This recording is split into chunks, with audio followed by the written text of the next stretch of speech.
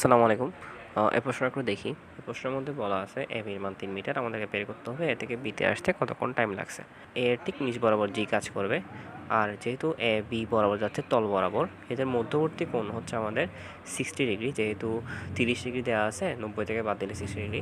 তাহলে এই ঠিক এ বি তল বরাবর যেহেতু এদের মধ্যবর্তী কোণ 60 ডিগ্রি, সেজন্য জি এর উপাংশ কাজ করবে, যেটা কিনা জি cos 60 ডিগ্রি। যেহেতু আমরা জানি যেদিকে কোণ সেদিকে cos উপাংশ হয়, সেজন্য জি cos 60 ডিগ্রি অথবা জি sin 30 দিলেও একই মানই আসবে আমাদের। তাহলে এটা হবে আমাদের ত্বরণ এ বি বরাবর। তাহলে আমরা যে সূত্রটা, নর্মাল সূত্র যেটা আছে, S is equal to U T plus half A T square, এটা ইউজ করব।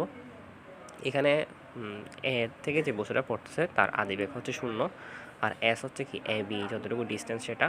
তাহলে ইউটি 0 আসতেছে, আর আমাদের শুধু টার্মটা আছে হাফ এটি স্কয়ার। এর জায়গায় আমরা জি cos 60 ডিগ্রি লিখতে পারি অথবা জি sin 30 ডিগ্রি লিখতে পারি। তাহলে আমাদের একমাত্র আননোন হচ্ছে টি। তাহলে আমরা এখন জাস্ট টি এর জন্য সলভ করব।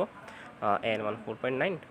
তাহলে টি এর জন্য সলভ করলে আমাদের আসতেছে 1.11 সেকেন্ড। এটা হচ্ছে আমাদের আনসার।